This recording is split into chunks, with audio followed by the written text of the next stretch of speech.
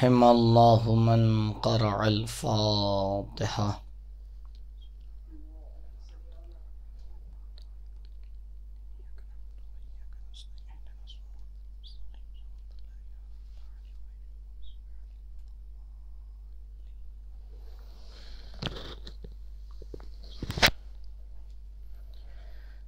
أعوذ بالله من الشيطان الرجيم. بسم الله الرحمن الرحيم. الحمد لله رب العالمين بارئ الخلائق أجمعين باعث الأنبياء والمرسلين والصلاة والسلام على طه وياسين حبيب إله العالمين شفيع المذنبين أبي القاسم المصطفى محمد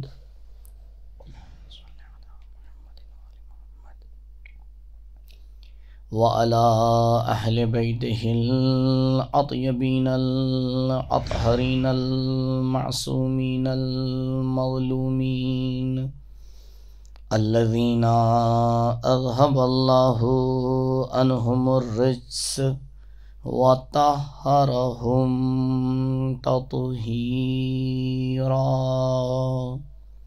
اللهم صل على محمد ولا سيما على الحجة الثاني عشر بقية الله المنتظر ولعنة الله على أعدائهم وقتلتهم ومنكري فضائلهم أجمعين. أما بعد، فقد قال الله الحكيم في بيانه الكريم: أعوذ بالله من الشيطان الرجيم. وَلَنَبْلُوَنَّكُمْ بِشَيْءٍ مِّنَ الْخَوْفِ وَالْجُوعِ وَنَقْصٍ مِّنَ الْأَمْوَالِ وَالْأَنفُسِ وَالثَّمَرَاتِ وَبَشِّرِ الصَّابِرِينَ. درود پڑھیں پر محمد و آل محمد. ابتلا اور آزمائش کے عنوان کے ذیل سورہ مبارک بقرہ کی آیت نمبر 155 کی تلاوت کا مسلسل شرف حاصل ہو رہا ہے کہ جس کے ذیل میں پروردگار متعال اس بات کی طرف توجہ دلا رہا ہے کہ انسانوں کہیں یہ نہ سوچنا کہ ہم تمہارا امتحان نہیں لیں گے. وَلَنَبْلُوَنَّكُمْ، بے شک ہم تمہارا امتحان لیں گے. مسلسل آپ کی خدمت میں عرض کیا کہ امتحان الہی ایک سنت ہے، ایک قانون ہے، اور یہ ہر انسان کے باری میں لاگو ہوتا ہے.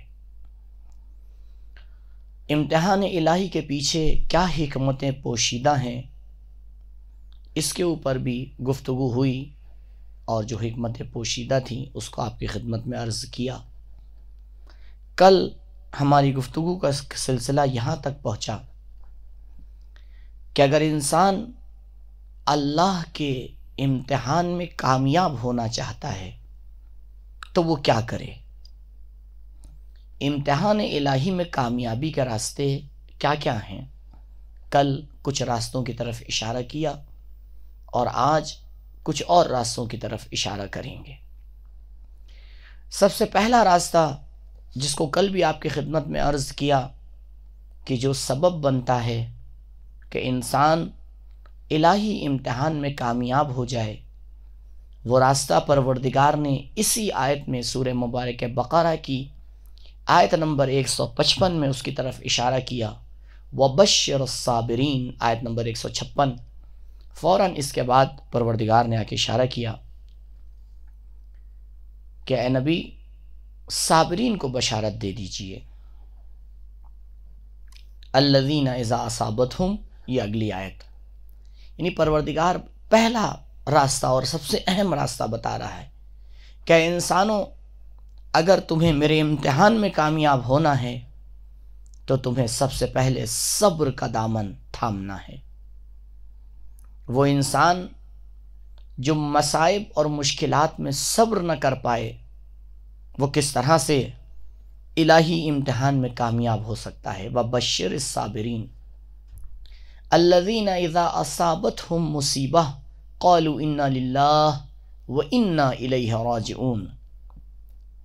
دوسرا راستہ جس کی طرف کل اشارہ نہیں کیا تھا اور آج آپ کی خدمت میں عرض کر رہا ہوں، وہ اسی موضوع سے متعلق دوسری آیت ہے، سورہ مبارک بقرہ کی آیت نمبر 155، جس میں پروردگار نے فرمایا وَبَشِّرِ الصَّابِرِينَ۔ آیت نمبر 156 میں پروردگار ایک دوسرے راستے کی طرف اشارہ فرما رہا ہے کہ وہ لوگ صابرین وہ لوگ ہیں کہ جب ہمارا امتحان ان سے آ کے لاحق ہوتا ہے، ہم جب ان سے امتحان لینے چلتے ہیں تو وہ کہتے ہیں انا للہ و انا الیہ راجعون، یعنی انسان اس حقیقت کی طرف متوجہ ہو کہ دنیا کیا ہے۔ دیکھیے، اگر دنیا کے بارے میں ہم نے دو اصل قائم کر دیے اور ہم سمجھ گئے کہ یہ دو دنیا کی ذاتی صفات ہیں، یعنی یہ دو دنیا کی ایسی صفتیں ہیں جو دنیا سے لی نہیں جا سکتی، ہمیشہ دنیا کے ساتھ ہیں، ناممکن ہے دنیا ہو اور یہ صفت نہ ہو اس کے اندر۔ اگر ہم اس بات کو سمجھ لیں تو امتحان الہی میں ہم کامیاب ہو جائیں گے۔ پہلی صفت، دنیا پل ہے، مقصد نہیں ہے، اور دوسری صفت، دنیا فانی ہے، باقی نہیں ہے۔ عزیزوں، آپ جانتے ہیں کہ مقصد اسے کہا جاتا ہے جہاں پر انسان کی کوشش ختم ہو جاتی ہے۔ انسان جب اپنے مقصد تک پہنچ جاتا ہے تو پھر وہ ہاتھ پیر چھوڑ دیتا ہے، اب نہ وہ دوڑتا ہے، نہ کوشش کرتا ہے، نہ تلاش کرتا ہے۔ اب اگر اس سے پوچھا جائے اے انسان، ابھی تک تو بڑی کوششوں میں لگا ہوا تھا، یہ ایک دم سے تو رک کیوں گیا؟ تو پلٹ کے آواز دے گا، تجھے نہیں معلوم، اسی مقصد تک پہنچنے کے لیے تو میں کوشش کر رہا تھا، اب جب میں مقصد تک پہنچ گیا تو اب کوشش کی کیا ضرورت؟ تو دنیا مقصد ہے یا راستہ ہے؟ مقصد ہے یا پل ہے؟ بہت سے لوگ دنیا میں اسی غلط فہمی کا شکار ہو جاتے ہیں اور دنیا کو مقصد سمجھ کر دنیا کو حاصل کرنے میں لگ جاتے ہیں۔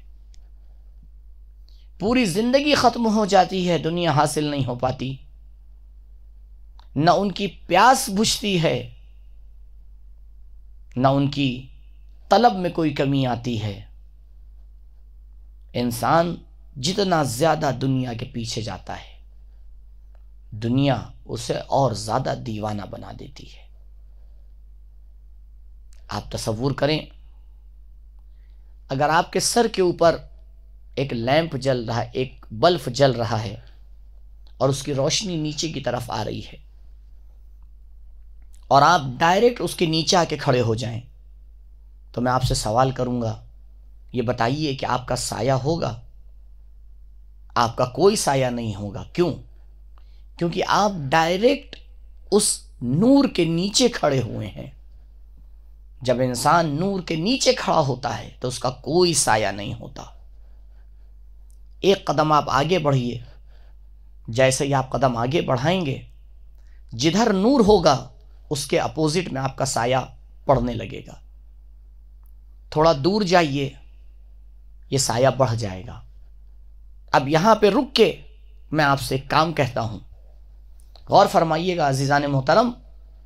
آپ ایک نور سے کچھ فاصلے کے اوپر کھڑے ہوئے ہیں، آپ کا سایہ نور کے اپوزٹ کی طرف پڑ رہا ہے، یہ سایہ دنیا ہے، یہ نور حقیقت پروردگار ہے، اور آپ ہیں۔ اب میں آپ سے گزارش کروں گا کہ ذرا سا آپ اس نور کو پکڑیے، آپ اس سائے کو پکڑیے، سایہ دنیا ہے۔ اب آپ سے اگر میں گزارش کروں کہ قبلہ ذرا اس دنیا کو تھام لیجئے، ذرا اس دنیا کو پکڑ لیجئے، آپ جیسے جیسے سائے کی طرف جائیں گے سایہ آپ سے آگے بھاگتا چلا جائے گا۔ لیکن اب ذرا سا اپنا رخ موڑیے، اور رخ کو موڑنے کے بعد آئیے اس روشنی کی طرف چلتے چلے آئیے۔ جیسے جیسے آپ روشنی سے قریب ہوتے چلے جائیں گے سایہ خود بخود آپ کے پیچھے چلتا چلا آئے گا۔ عزیزوں، یہی دنیا کی مثال ہے۔ جب انسان دنیا کے پیچھے بھاگتا ہے تو دنیا اس سے دور ہوتی چلی جاتی ہے، جب پروردگار کی طرف جاتا ہے تو دنیا خود بخود اس کے قدموں پہ گر جاتی ہے۔ انسان اگر اس حقیقت کو سمجھ لے کہ دنیا پل ہے، پروردگار نے ذریعہ بنایا ہے مرضی پروردگار کو حاصل کرنے کا،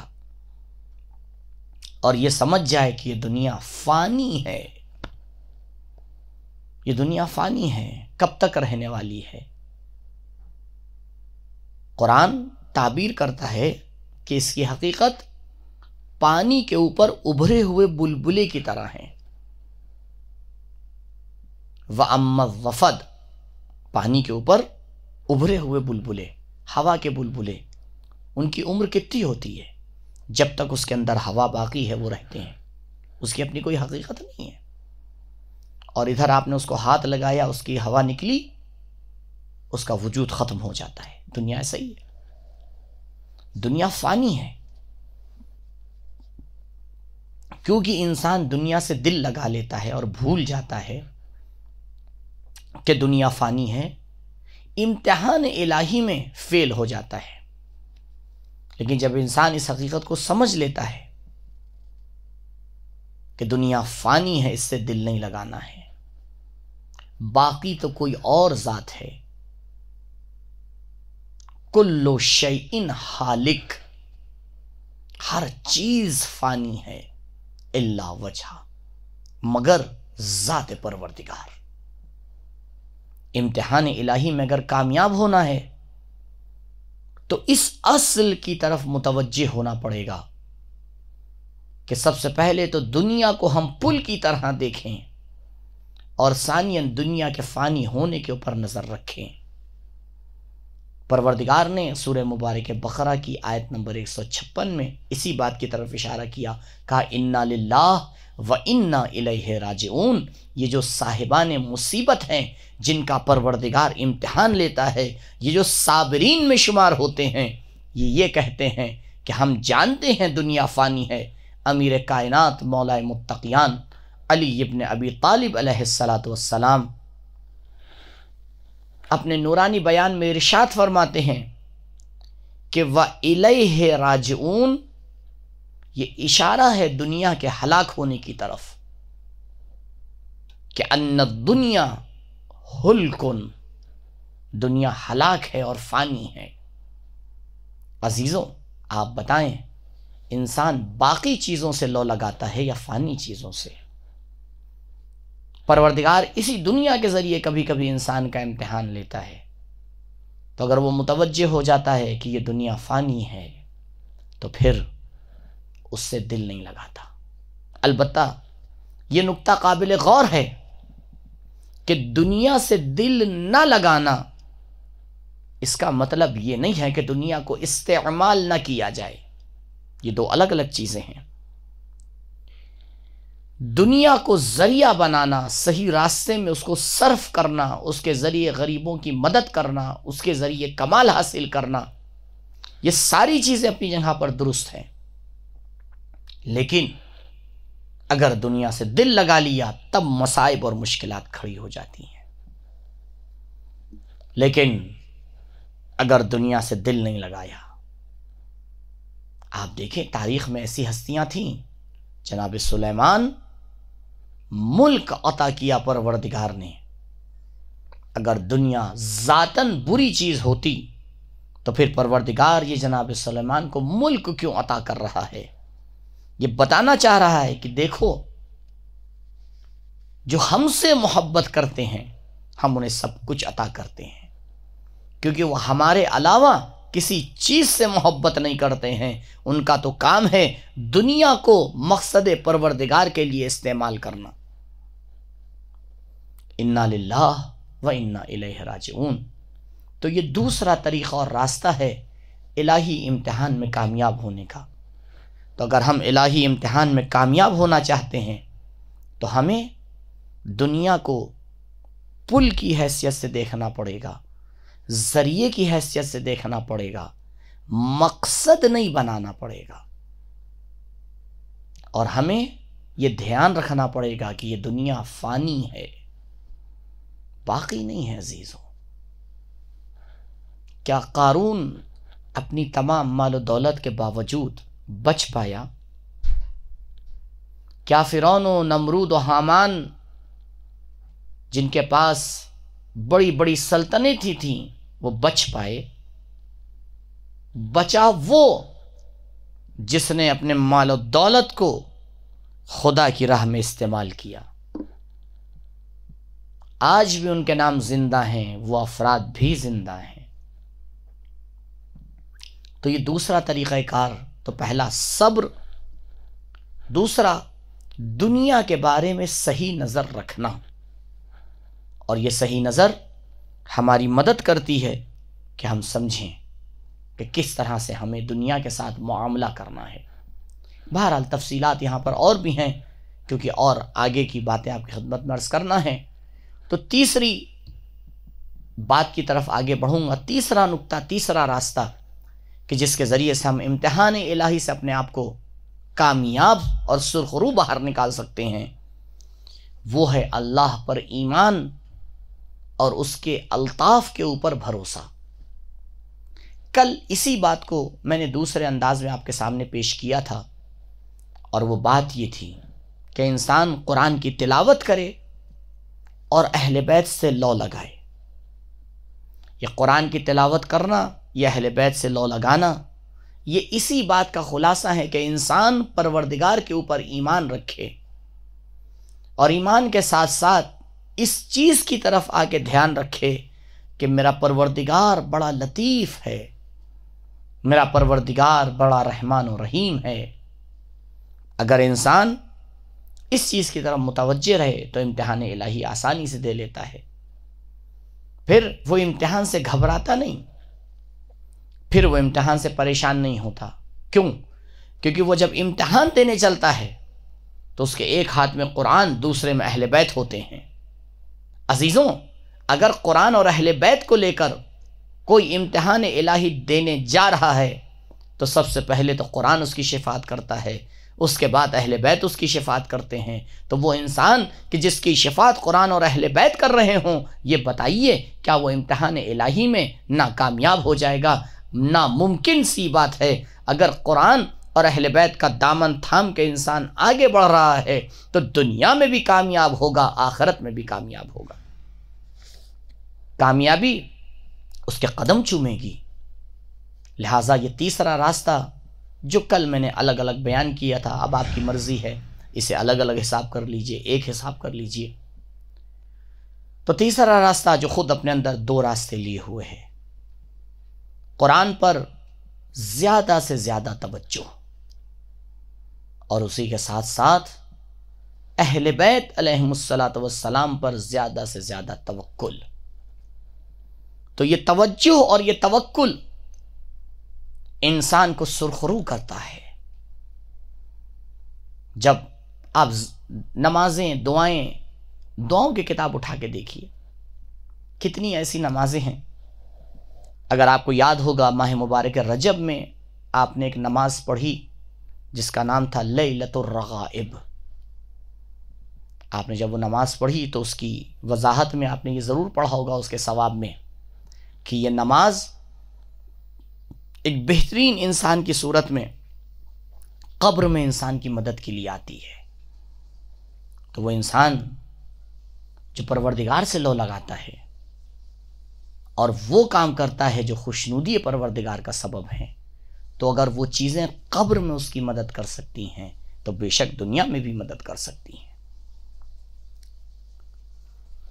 چوتھا راستہ کہ جو انسان کو اس امتحان میں کامیاب کرتا ہے وہ ہے تاریخ سے عبرت لینا۔ عزیزو غور فرمائیں، ہمارا کردار تاریخ کو لے کر، ہسٹری کو لے کر صرف اور صرف اس کو پڑھنا ہوتا ہے۔ یعنی ہم اپنی ذمہ داری یہ سمجھتے ہیں کہ کچھ کتابوں کو اٹھا لیا جائے اور اپنے طبع خاطر کے لیے، اپنے ذہن کو تھوڑا سا بزی کرنے کے لیے، تھوڑا سا اپنا ٹیسٹ چینج کرنے کے لیے کچھ تاریخی کتابیں اٹھا لیں اور اس کو پڑھ لیا کہ یہ ہوا تھا، فلاں نے فلاں جگہ حملہ کیا تھا، یہ حکومت آئی تھی، یہ گئی تھی۔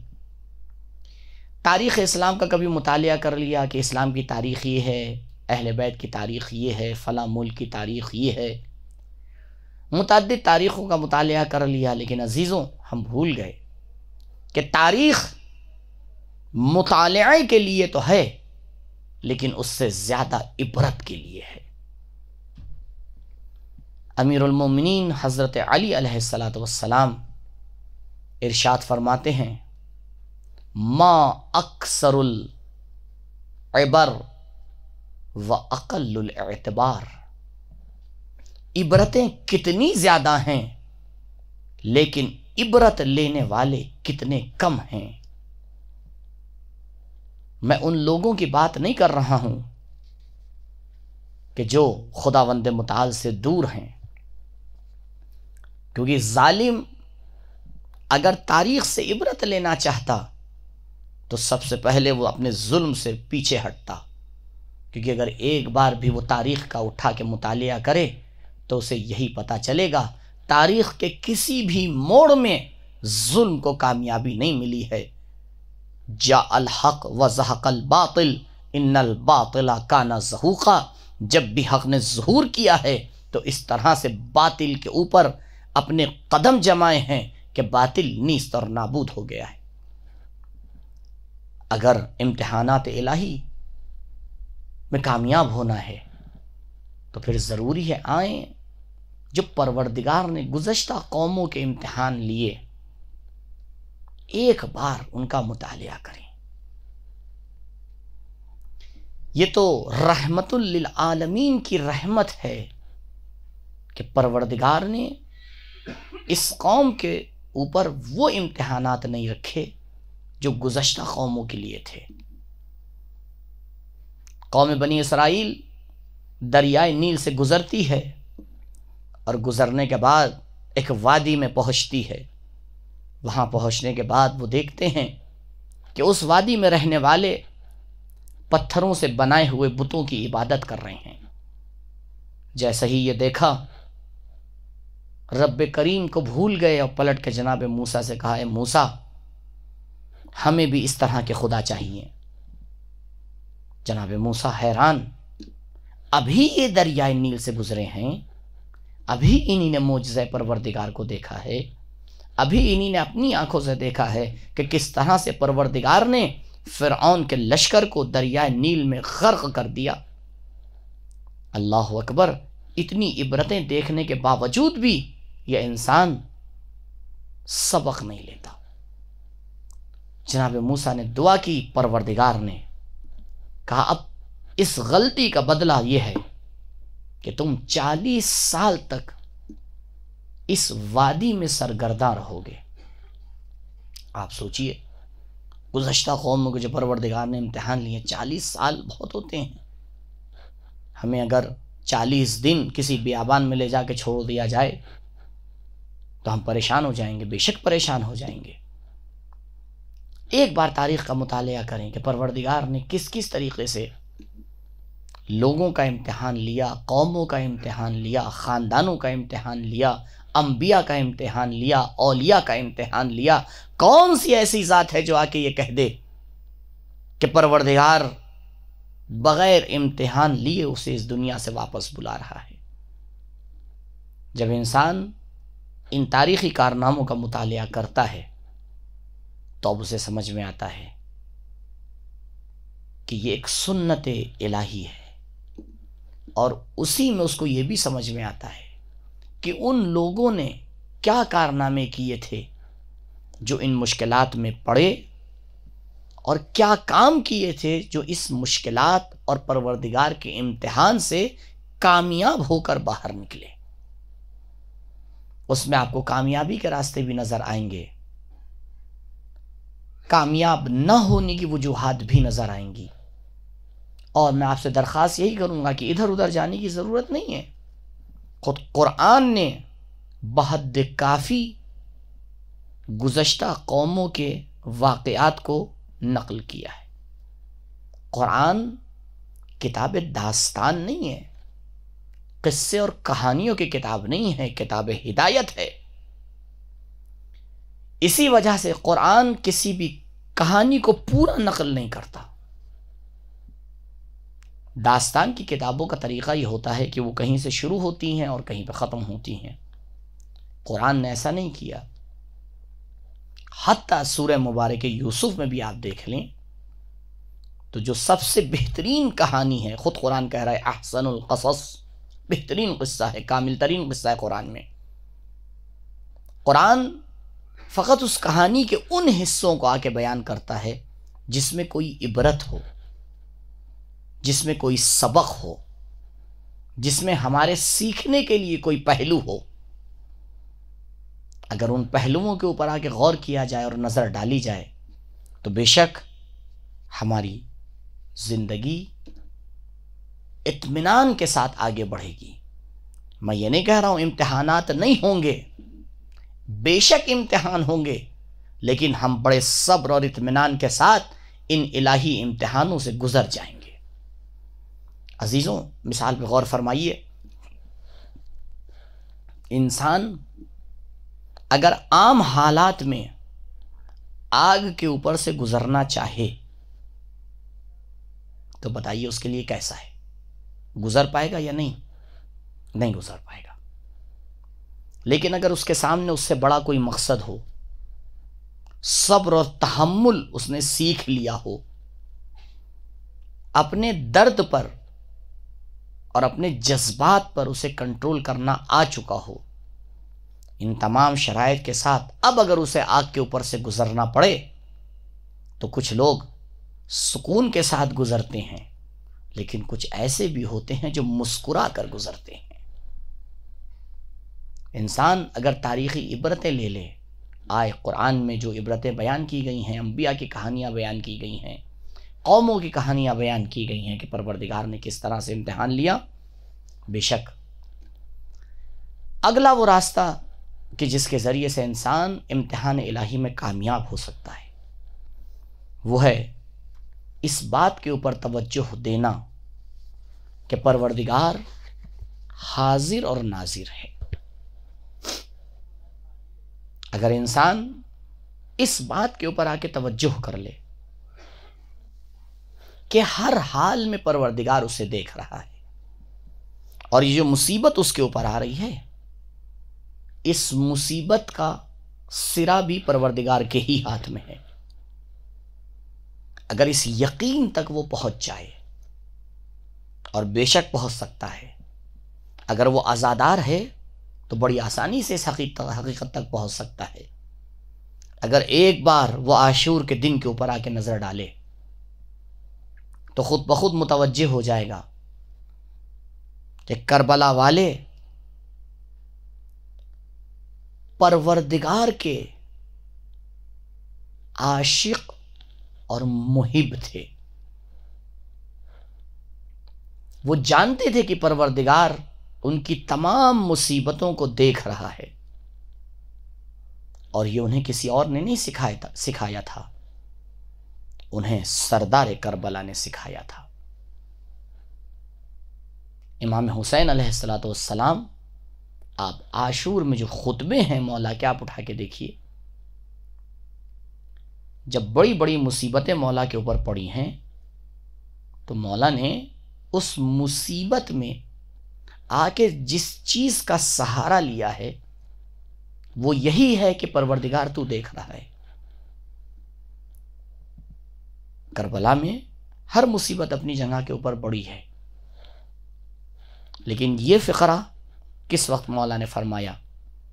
جناب علی اصغر علیہ السلام کی شہادت کے بعد امام نے عجیب فقرہ فرمایا کہ حوّن علیہ، علی اصغر تمہاری شہادت میرے لیے آسان ہے۔ کیوں؟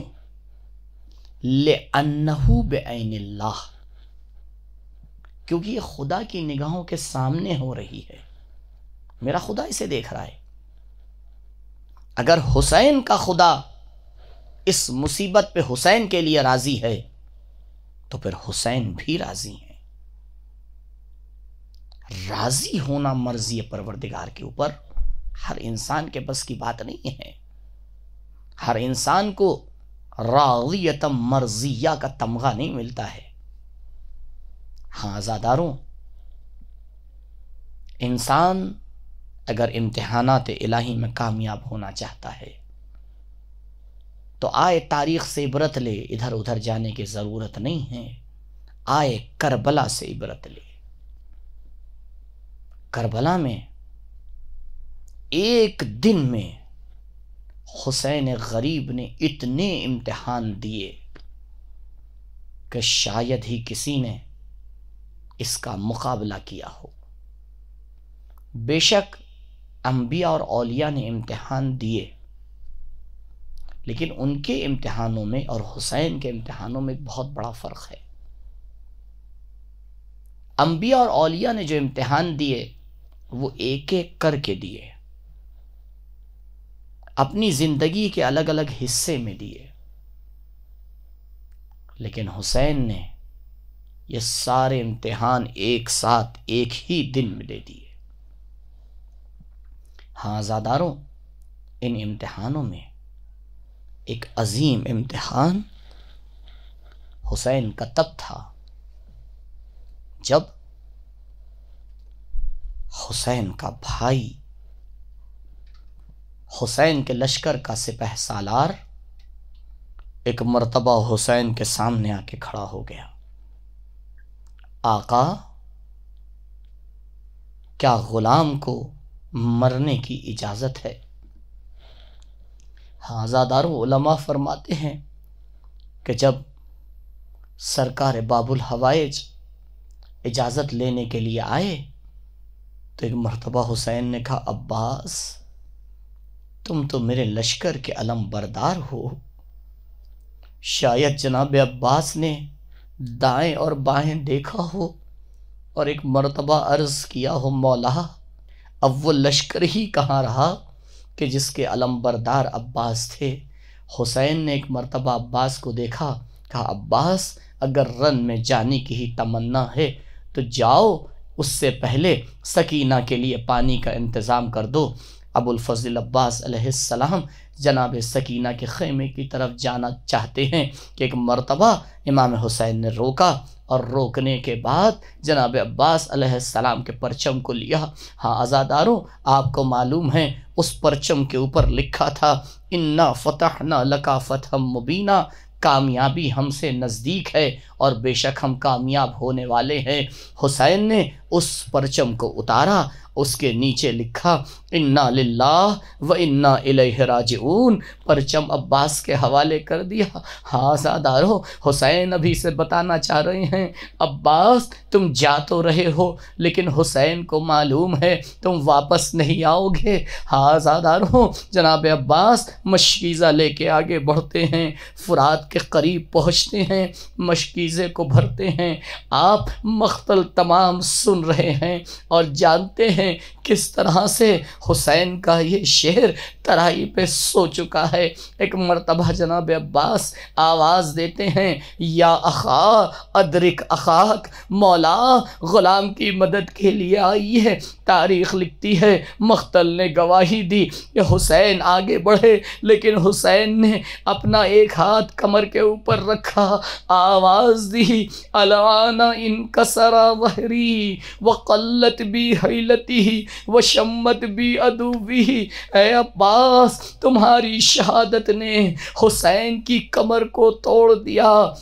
وہ آنکھیں جو اب رات میں جاگا کرتی تھیں وہ اب آرام سے سویا کریں گی۔ اے عباس جو لوگ میری طرف اٹھ کے نظر نہیں اٹھاتے تھے اب وہ حسین سے گفتگو کرنے کی جرأت کرنے لگیں گے۔